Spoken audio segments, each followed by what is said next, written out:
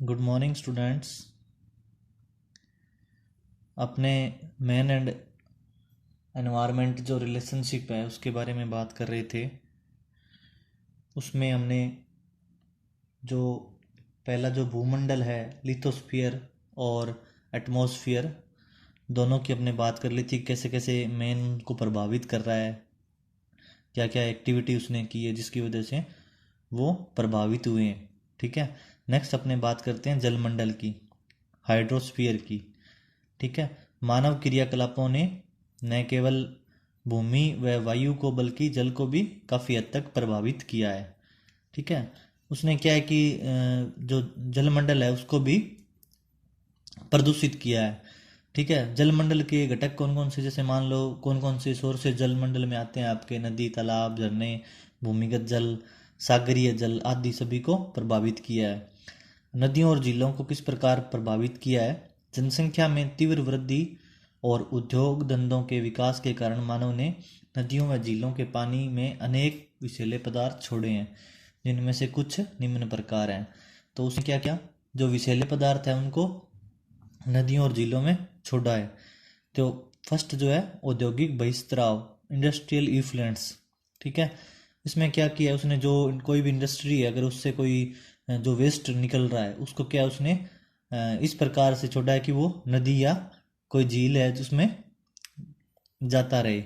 ठीक है, fluoride, sulphide, carbonate, पारा, सीसा, जस्ता, कार्बनिक रसायन, यौगिक, रेडियो एक्टिव अपशिष्ट जो हो गए, ये उसमें जो कोई भी इंडस्ट्री है उससे जो वेस्ट निकल रहा है, उसमें किस प्रकार का वेस्ट निकल रहा है उसके हिसाब से वो पानी के साथ नदी नालों और झीलों में जा रहा है, जिसकी वजह से ये प्रभावित हो रहे हैं। सेकंड जो है कृषि के बहिस्त्राव, जो एग्रीकल्चर रन ऑफ जो होता है, कृषि कार्य में अत्यधिक कीटनाशी व पीड़कनाशी रसायनों का उपयोग करने से ये वर्षा जल के साथ बहकर बड़ी नदियों में पहुंच जाते हैं और वहाँ की जल संपदा को हानि पहुंचाते हैं। अब जो रेनफॉल होता है उसकी वजह से क्या होता है, जो आसपास का एरिया होता है किसी नदी के या किसी भी छोटी मोटी कोई भी नहर, नदी जो भी है उसके आसपास का जो एरिया होता है वो क्या है कि जो जब रेनफॉल होती है तब क्या है कि जो अपने हमने खेत में जो पेस्टिसाइड यूज़ किया है या जो अपने फर्टिलाइजर दे रखा है उसकी वजह से क्या होता है कि वो पानी के साथ बह के और उस नदी में प्रवाहित हो जाता है, जिससे क्या है कि उसमें जो भयंकर प्रदूषण फैल जाता है। उससे क्या है, उसमें जो समुद्र में या नदी में जो ये आपके जो पाए जाते हैं छोटे मोटे जीव जंतु जो पाए जाते हैं उन पर हानिकारक प्रभाव पड़ता है, वहाँ की वनस्पति पे प्रभाव पड़ता है, क्योंकि जो नाइट्रोजन जो तत्व जो अपने देते हैं खेत में फसल को ग्रोथ के लिए, तो वो क्या है कि ज़्यादा मात्रा में दिया जाता है। और वो एग्रीकल्चर रन ऑफ में मेनली वही होता है जो वहाँ से रेनफॉल की जो पानी है उसके साथ बह के और नदी में चला जाए तो वहाँ पे क्या एल्गल ब्लूम पैदा कर देता है। एल्गल ब्लूम का मतलब ये है कि नाइट्रोजन मार जो तत्व है उसकी अधिकता के कारण क्या होता है, उसमें जो प्लांट्स होते हैं वो बहुत ज़्यादा ग्रो हो जाते हैं, उनकी ग्रोथ रेट बढ़ जाती है, जिसके कारण क्या है कि पूरा जो वाटर बॉडी है उसमें क्या है कि वो प्लांट्स इतने ज़्यादा फैल जाते हैं कि उसमें जो ऑक्सीजन की मात्रा है उसको कम कर देते हैं। ठीक है, क्योंकि वो ऊपर फैल जाते हैं तो प्रकाश जो आपका फोटोसिंथेसिस की रिएक्शन है वो भी नहीं होती, और बहुत ज़्यादा मात्रा में उनकी वृद्धि होने से जो ऑक्सीजन की डिमांड है वो उनकी बढ़ जाती है, तो वो जो जल के अंदर जो ऑक्सीजन है उसको ग्रहण करते हैं, तो इससे जो जल में ऑक्सीजन की मात्रा है वो भी कम हो जाती है, जो कि जीवों के लिए हानिकारक प्रभाव प्रभावित करती है उनको, क्योंकि ऑक्सीजन जीवों के लिए भी आवश्यक होती है। नेक्स्ट अगर अपने बात करें महानगरों का जो बहिस्त्राव है, बड़े बड़े महानगर वाहित मल मूत्र सीवेज लाइनों द्वारा पास की नदियों झीलों में डाला जाता है, जो नदी जल को काफ़ी हद तक प्रदूषित करता है। ठीक है, नेक्स्ट आता है शवों का विसर्जन। अब जितने भी महानगर हैं उनका कोई भी जो वेस्ट निकल रहा है उसको क्या है कि सीवेज जो अपने नालियाँ और जो बनी होती है उनके थ्रू क्या है कि किसी भी छोटे मोटे जो या तो खाली एरिया में छोड़ दिया जाता है या फिर किसी भी छोटी मोटी नदी नाले में उसको मिक्स कर दिया जाता है। नेक्स्ट अपने बात करें शवों का विसर्जन। मनुष्य या पशुओं के मृत शरीरों को नदी या झीलों में बहा देने से ये पानी में सड़ते हैं और जल प्रदूषित दूषित करते हैं। ठीक है, कोई भी मृत जो है चाहे वो ह्यूमन डेड बॉडी है या कोई कुछ भी है, अगर उसको हम नदी में प्रवाहित कर देंगे तो उससे क्या होगा, वो जो उसकी जो सड़ने गलने से जो पानी क्या है दूषित हो जाता है। पशुओं के शरीर को भी ऐसे ही। भूमिगत जल पर प्रभाव, इम्पैक्ट ऑन ग्राउंड वाटर। अब तो अपने बात की थी जो रिवर और उसके बारे में बात की थी, अब बात करेंगे अपने भूमिगत जो स्रोत हैं वो कैसे प्रभावित होते हैं। मानव ने स्थायी जल के साथ साथ भूमिगत जल को भी प्रभावित किया है। मानव ने निम्न तरीकों से भूमिगत जल को प्रभावित किया है। पहला तो है गंदे पानी के कुओं से।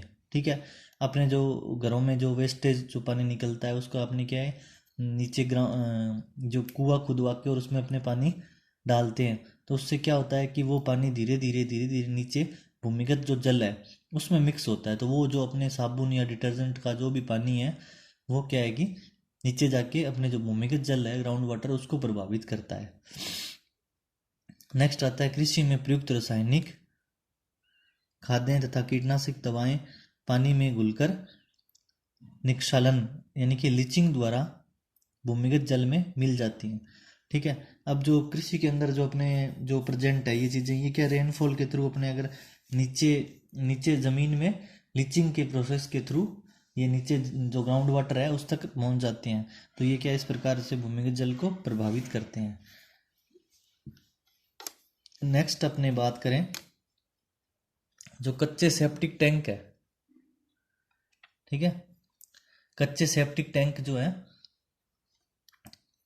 वह सीवर लाइंस जो है जल निक्षालन द्वारा भूमि के अंदर नीचे की ओर 400 मीटर तक पहुंच जाता है, जो भूमिगत जल धाराओं में मिलकर दूर दूर तक पहुंच जाता है।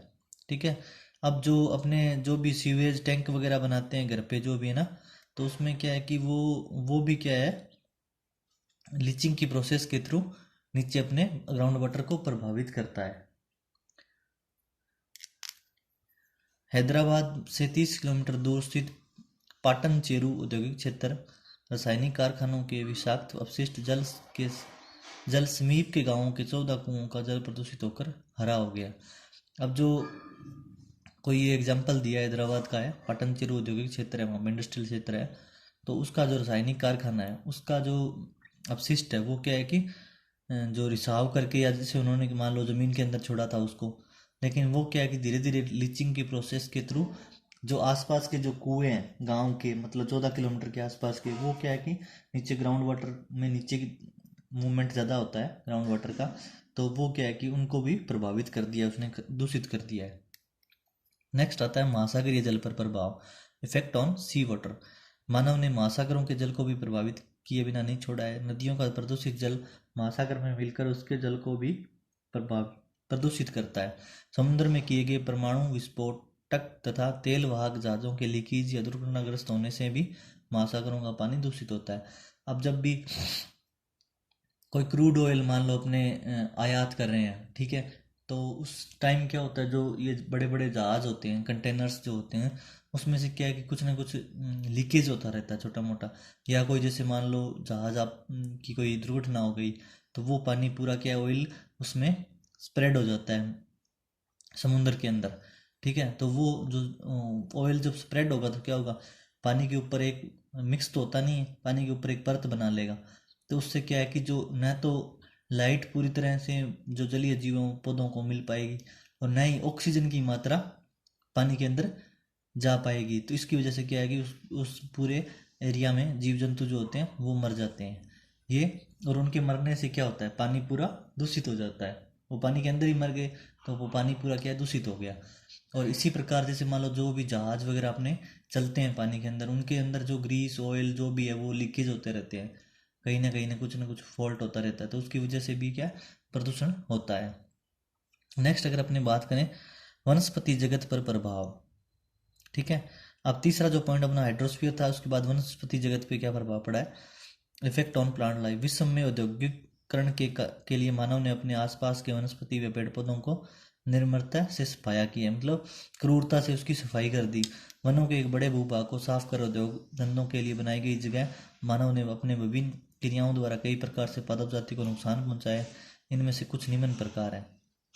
तो इसमें पहला क्या है, जलाऊ तथा व्यापारिक उद्देश्य से लकड़ी प्राप्त करने के लिए, जलाने के लिए लकड़ी और व्यापारिक बेचने के पर्पज से। नगरीकरण, औद्योगिकरण तथा समाज के आधुनिकीकरण के लिए लकड़ी की आवश्यकता की पूर्ति हेतु वनों का तेजी से सफाया किया गया।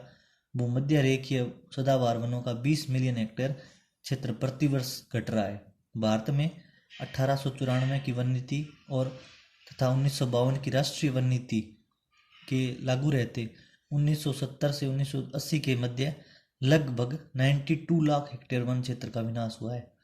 ये इतने कानून होने के बावजूद भी इतने हेक्टेयर क्षेत्र का विनाश हो गया।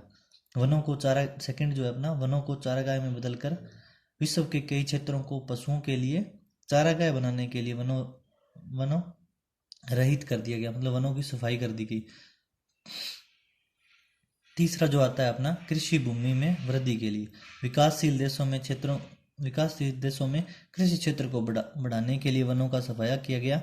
विकासशील देशों के समक्ष बढ़ी हुई आबादी के लिए खाद्यान्न आपूर्ति की समस्या थी। इस उद्देश्य से सवाना के घास के मैदान, रूस के स्टेपी, उत्तरी अमेरिका के पेरी, दक्षिण अमेरिका के पंपास तथा न्यूजीलैंड के डाउन्स क्षेत्रों की घास व वृक्षों को साफ करके कृषि प्रदेश में बदलने का कार्य बहुत पहले से पूर्ण हो चुका है। ठीक है, नेक्स्ट आता है झूम खेती, स्लश एंड बर्न। ठीक है, एग्रीकल्चर। भूमि को वनों रहित बनाने में झूम खेती का महत्वपूर्ण योगदान है। पहाड़ी क्षेत्रों पर वनों को काटकर क्यारियां बनाकर उसमें खेती की जाती है। मृदा की उर्वरता कम होने पर ऐसी खेती दूसरी जगह की जाती है। अब झूम कल्टीवेशन में क्या होता है, कोई भी जो पहाड़ी क्षेत्र है वहाँ पे क्या है, कोई वन है मान लो, तो वहाँ पे क्या करते हैं वो अपने जो वहाँ के लोग जो रहते हैं आसपास पे, जो आदिवासी टाइप के लोग हैं, वो क्या करते हैं कि थोड़े एरिया में जो वन है उनको जला के वहाँ से भूमि को साफ करके और फिर वहाँ क्या करते हैं, एग्रीकल्चर करते हैं। अब जहाँ वहाँ पे उत्पादन होना बंद हो जाए तो दूसरी जगह फिर जला के फिर उसको इस प्रकार से वो अपने अलग अलग जगह करते रहते हैं, लेकिन इससे क्या है कि वनों को काफ़ी नुकसान होता है। ठीक है, तो ये आपका जो टॉपिक है कैसे कैसे इम्पैक्ट डाला है। अपने नेक्स्ट जो डिस्कस करेंगे भारत के संदर्भ में मानव और उसके पर्यावरण का विश्लेषण। ठीक है, थैंक यू।